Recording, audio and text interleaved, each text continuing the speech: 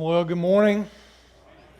It's good to see all of you here this morning. It's always good to be here in this place each Sunday, isn't it? It's a special time together, and I love it. And I'm so glad that you are here today. If you're a guest, we're especially glad that you're here. And if there's any way that we can serve you, we would love to be able to do that today. Please let us know. Hey, a couple of big things happened last week that I want to talk about to begin with. The first thing is this picture that you're seeing up here is from the launch of our Lee Scott site out to become Embrace Church. And it was a great day, I have to say. I wish that somehow we all could have celebrated that together, but it was a special moment right here. What's happening is people are coming up to sign the charter.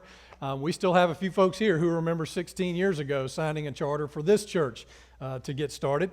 But that's what was happening there. And so our district superintendent, Robin Sims, who is the district superintendent of the Montgomery-Opelika district of the United Methodist Church, he was there to officially constitute the church as a United Methodist Church. And I talked a little bit about the history of the church, a little history of the decision for them to launch out on their own.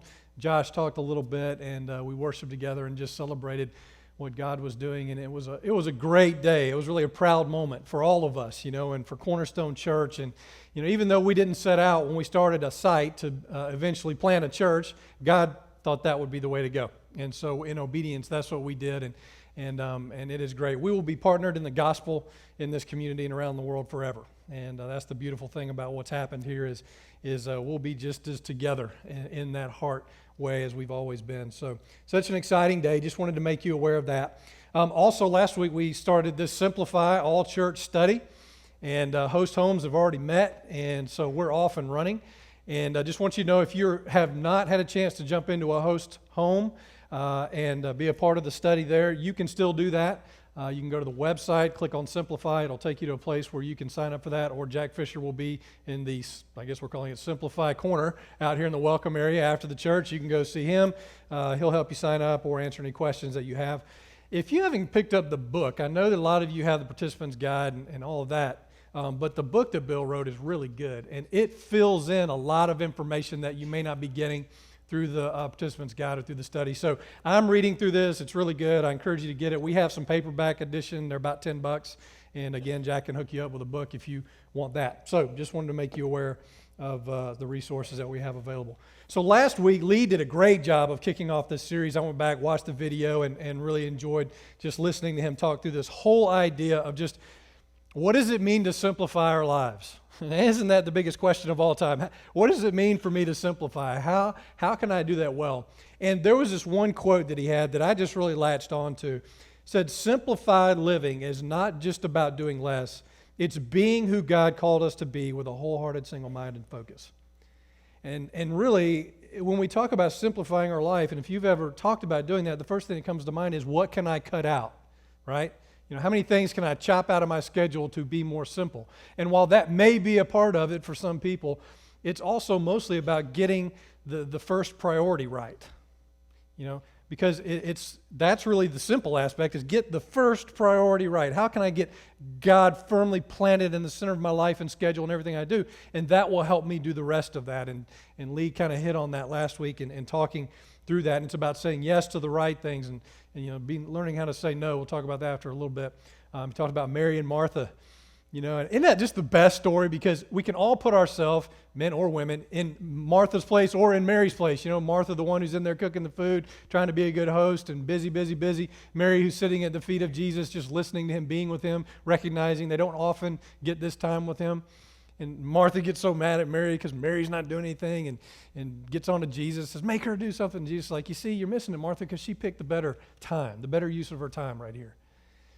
And, I realize that sometimes Marys need to be a little more Martha, and sometimes Marthas need to be a little more Mary. But in this moment, this was a lesson for all of us that the most important thing was done at that moment, at that time. Jesus was present, and we need to be present with him. Such a good way to kind of start off this whole series and just talking through this. And this morning, I want to get more specific about one area of our life that needs to be simplified. And really, you might even look at it like a very valuable commodity that every single person has, but many people don't often use this very well. And you know what I'm talking about. It's spelled T-I-M-E. It's just our time, our schedule. You know, time in our schedule is such a valuable thing for us. And we don't have, by the way, an endless supply of it, do we? But it's important how we maximize it. And sometimes we take this valuable commodity and we jam it into our life, and we're running, you know, and we're losing it as time goes on. And I was thinking about this conversation that I had with Michael, my oldest son. He's a pilot, and one day he was in the middle of his training, and sometimes he would come home and teach me lessons that he had learned. So he's teaching me this lesson about this very important letter that pilots know. It's V. V stands for velocity.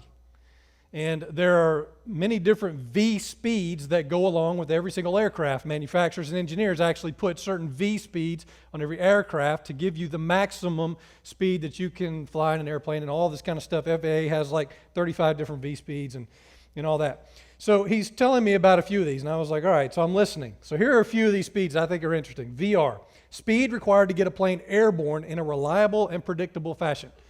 So there's a certain speed every aircraft has that gets you airborne, it gets you off the ground. VS refers to the plane's stall speed. 1 knot higher and you're flying, 1 knot lower and you're not flying. So VS is very important in stall. VA refers to the plane's design maneuvering speed, especially given rough flying conditions. So if it's rough conditions, there's a certain speed that you can fly where there's no structural damage to the airplane. VNO speed corresponds to that same thing, but in smooth air conditions.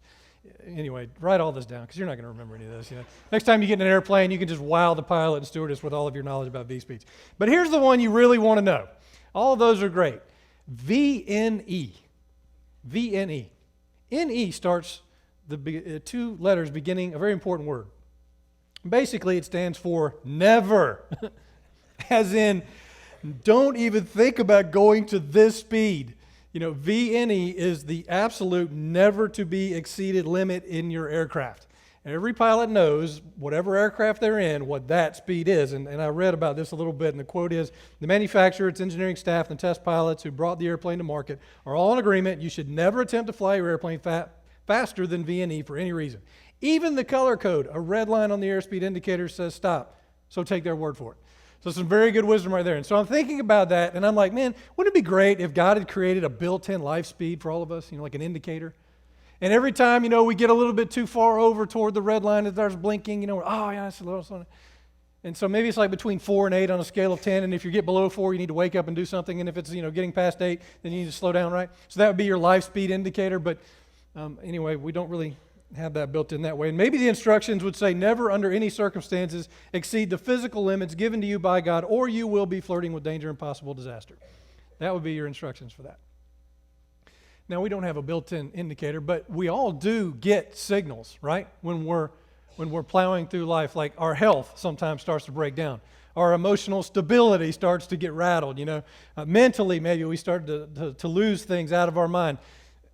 I'm finding that comes with the gray hair, I think, though. But you know, our kids start letting us know that we're not around as much, or our spouse starts saying, "Hey, you know, you need to slow this thing down," or whatever the case may be. There are some indicators that let us know that things are not going well, or even just internally and especially spiritually. If we're not connecting with God, that we feel the depletion. You know, we know that something is not right. We are disconnected. And so, you know, in light of that, we need to remember that this time that we have, it should be leveraged for good and for the sake of our life, for God's will working through us and all of that. So James chapter 4, verses 13 through 15, James says something very profound that hopefully will kind of be this stark thought in our mind that will help us think through spending our time wisely. Here's what James says about our life. He says, "Now listen, you who say, today or tomorrow we will go to this or that city, spend a year there, carry on business and make money. Why, you do not even know what will happen tomorrow. What is your life? You are a mist that appears for a little while and then vanishes. Instead, you ought to say, if it is the Lord's will, we will live and do this or that."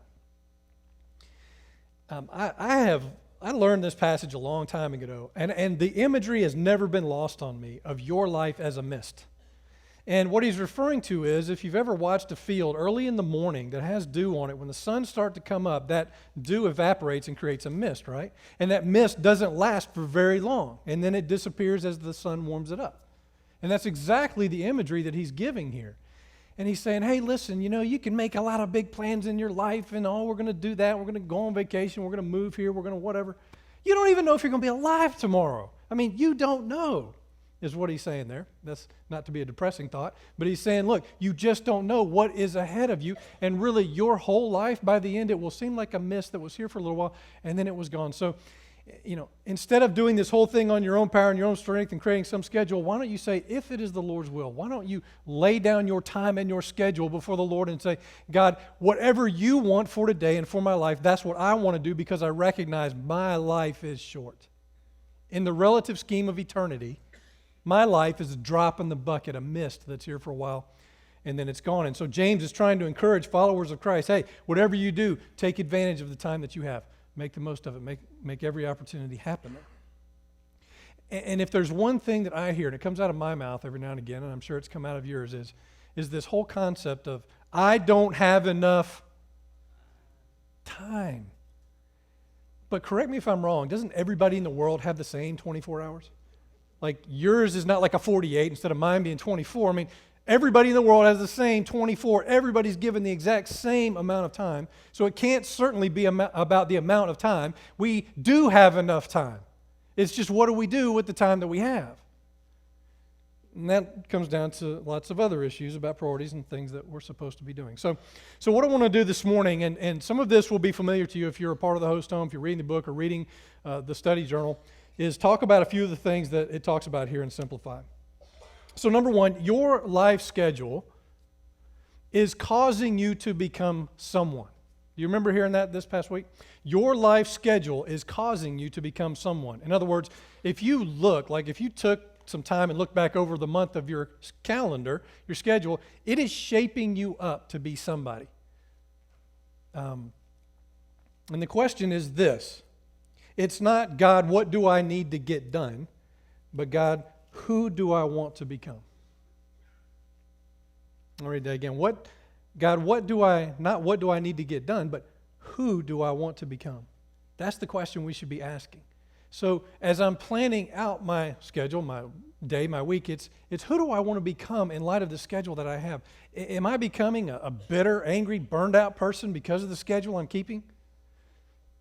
Am I somebody who feels free and has enough time to get things done and I'm not bound and a slave to anything?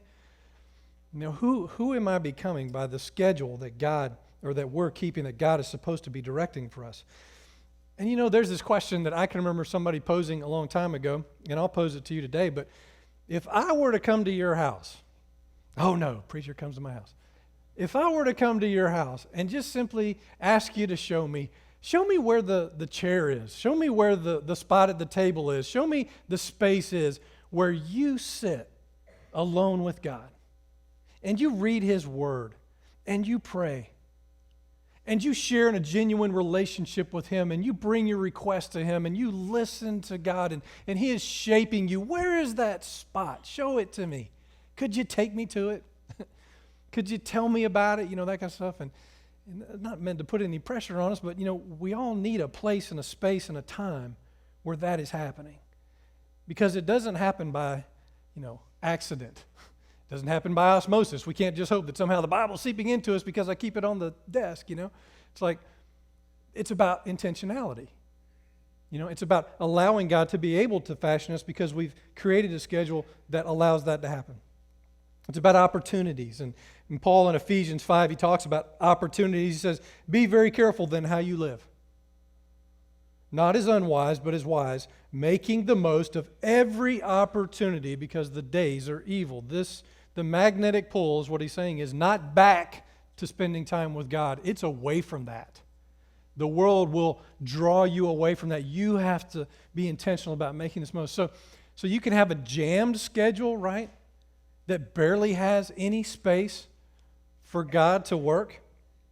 And sometimes our life can just sort of get run into the ground if we're not careful, and we can miss things.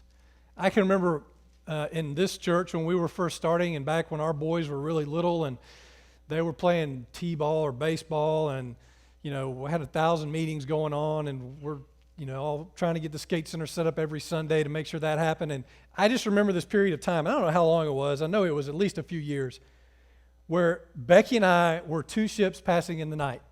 I mean, it was unbelievable, our crazy schedule. And sometimes we were like, I can't be at the ball field. And another person, oh, I can't be at the ball field to pick them up. Well, who's going to pick up our children? Somebody's got to be there, Well, I got to be at his game because he's over here. Well, who's going to do that? I don't know. Call somebody in the church and see if their kid plays t-ball on this team, And literally, we were calling people and saying, do you mind taking our child with you when you leave, and could you drop them off at a point where we could pick them up? I mean, it was just this crazy deal. And I can remember this season of going through life, and I'm like, you know what? If God presented some sort of really great opportunity to me and it went up and slapped me in the face, I probably wouldn't have seen it, because I was blown by people, blown by things, and was not slowing down just to say, God, why don't you show me this person or that thing that needs to get done? That's what a jam schedule does. It does not free us up, and yet it causes us to become this frantic person who maybe is anxious and worried all the time. Now, let me just say, a lot of this would seem like we're just going to talk about busy schedules, but you know what? There are a lot of folks who have a lot of free time. For whatever reason, they're in a situation where they have lots of free time available to them. So we have to be good stewards of free time too, right? And, I guess wasting time biblically, that's one of those things like, don't go there. Gosh, the writers of Ecclesiastes, he's like, through laziness, the rafters sag, and because of idle hands, the house leaks. Sometimes the Bible is just funny the way it puts things, but it's like, you don't do anything, stuff falls apart. You don't take responsibility here or there. Don't waste your time either. So there's this point at which we give our time to God because it is shaping us to become someone. Now another point. Streams of replenishment in your life are critical. These are the things that sometimes we don't think about how they are filling us up. How are we being filled back up? Because we are people generally who are just given out all the time. We're doing this and we're doing that. But how are we being replenished on a regular basis? In the book, Bill says sometimes when we get depleted, we get scattered. Anybody feel that way? Like you just get depleted and all of a sudden your life feels scattered and you forget things and it's crazy. We lose our ability to focus and we jump from one distraction to the next with little to show for it. Here's a great comment. We confuse motion with progress. We confuse motion with progress. Well, I'm really busy. I'm going. Man, I must be doing a lot, getting a lot done. Well, how much do you have to show for all that busyness? Because motion is not progress all the time. Even coming to church and getting all busy and everything, we think, well, I do a lot of the church, I'm doing a lot of church. Are you spiritually growing though? Is there progress as a result of that? Or is it just more weariness? And this is true not just of us here, it's true of the whole society in which we live. Because you know what we do? We create inventions like things called the nap desk. Have you ever heard of the nap desk? What a great invention. It's a desk. And it looks normal on the outside. But if you were to get behind it and look underneath, there's this pallet, this nice pallet, and there's a cushion that's on top of it, and there's a pillow at one end. Literally, this is something you can purchase. And in the ad, they show a picture of somebody who's curled up under their desk taking a nap. It's something you can buy. That's because we got issues, people. That's what I'm talking about. And then also, I was looking at that ad right next to it. There's this crazy pillow cushion that you slide over your head. And it has 2 holes for your hands, and you plop yourself down on your desk and you take a nap, and it looks horrible. It doesn't look good at all, but we create inventions like that because we're so tired. I drove through Atlanta last week, by the way. Have you ever driven through that traffic during rush hour? Okay, well, have you ever driven through that traffic when there's rush hour and an accident? Man, I just about I had to come apart. You know what I'm talking about? You ever had to come apart? I just about had to come apart in the thing, and it was weird. And I thought, how do these people do this every day? These people who live here. They have the nap desk. That's how they do it. They get the cushion, and they lay their head down, and they sleep. That's crazy. We need to rest, don't we? That needs to be a part of who we are. We need to have something that's putting back into us. So there are kind of these streams that are already naturally in our life, or should be, but how are we doing with that? And the first stream of replenishment is connection with God, obviously. And Lee last week kind of pointed this out as the core issue, the number one priority. How is my connection with God? How is this going? Is this working for me or is it not working for me? Is it a value to me or is it not a value to me? And again, let me crack on our society for just a minute. We have a society that seeks such shallow things in life. I did a Google search of the number one searched things on Google this past year. And I was looking for anything spiritually related or related to God. You know what I found?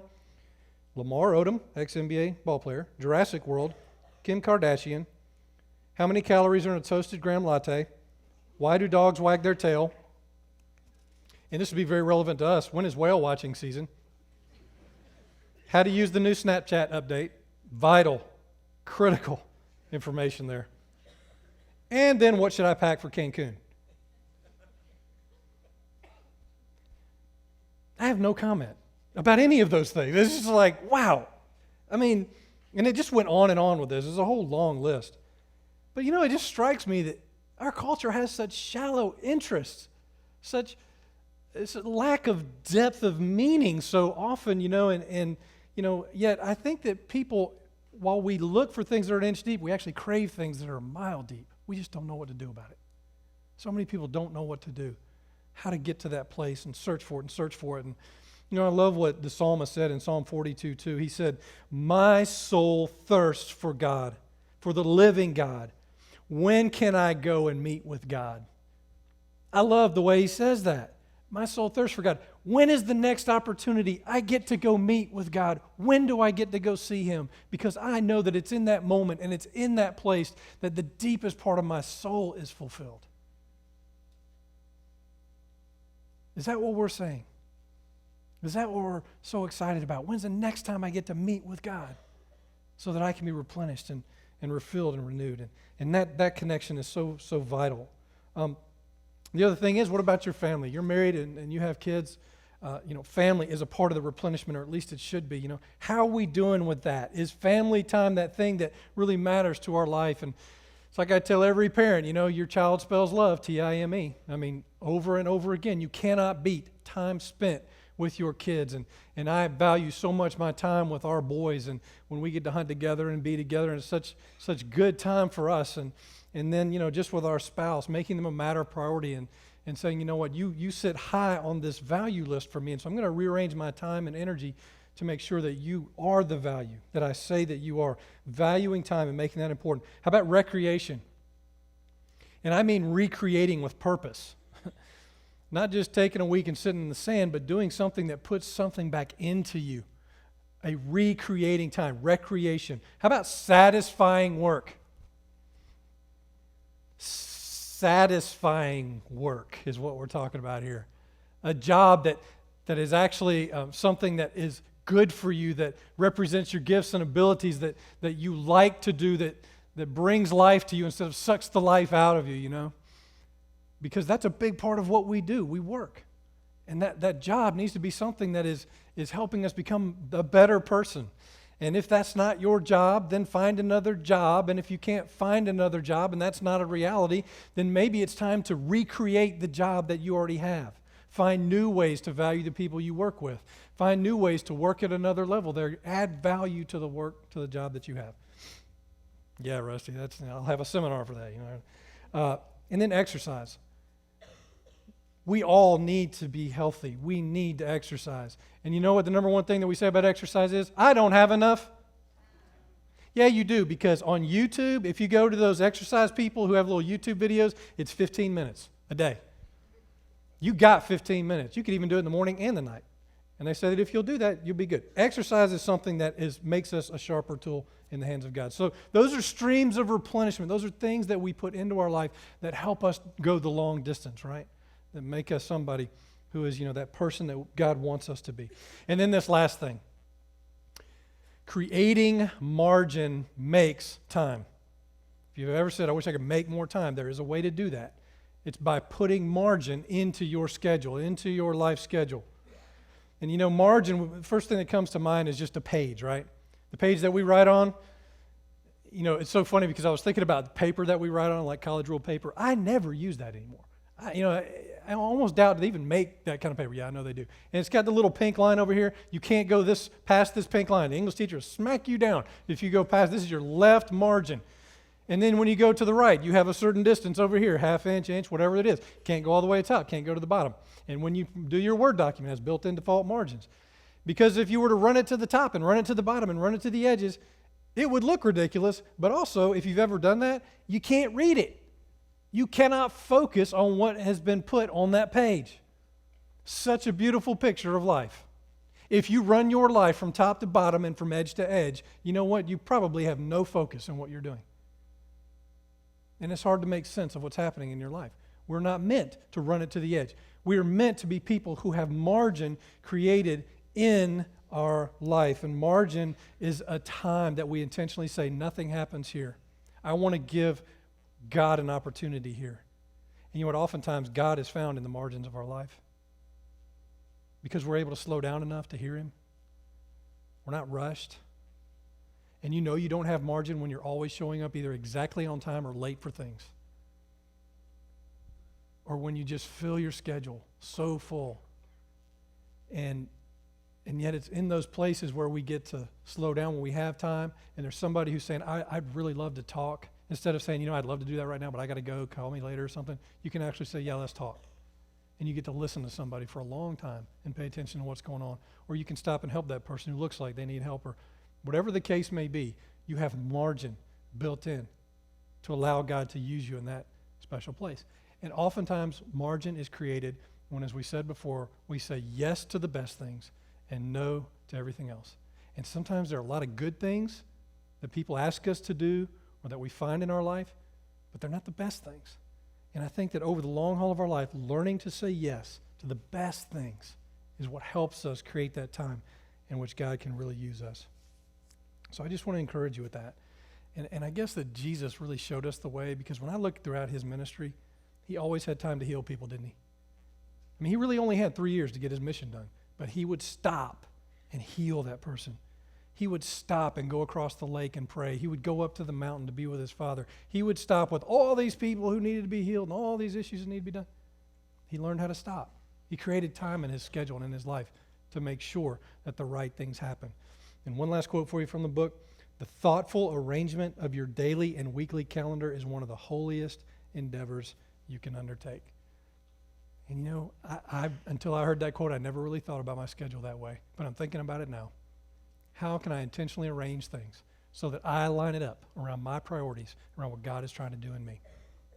So that's my prayer for you. That's my challenge for you, is that we will live a people who understand our life is a mist. Take advantage of every single day. If you're a host group leader, I hope that this week you will challenge your group and ask them, how did this whole scheduling thing go with you? And really take some genuine next steps as a result of that. Okay? All right, let's pray.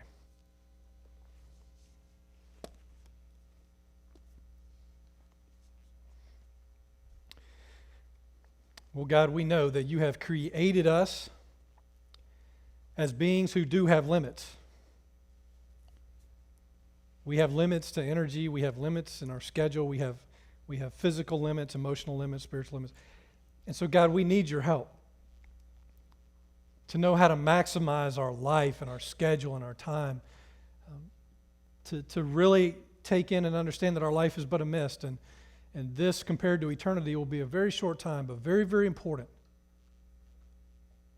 And so, Lord, I pray that we would all get very real with our schedule, and that we would genuinely look at how we're living our life and begin to prioritize and make sure that we put you right at the very first and the very center of everything that we do, and then work everything around you. And that we remember that our time and our schedule is shaping us up to be somebody. And Lord, I pray that it is shaping us up to be a genuine follower of you, who's helping to build your kingdom and showing the love of Jesus Christ with every hour of the day. So God, help us in that.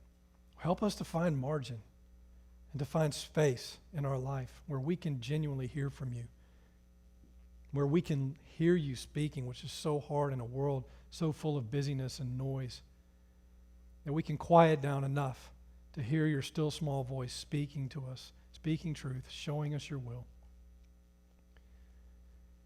So Lord, I pray that for all of us today, and that we would lay down our life to you, Lord. And we would say, use us as you will. And God, we thank you that you are a loving Heavenly Father who doesn't want us tired and worn out, burned out, bitter. But you want us to experience joy, genuine joy, and freedom in this life.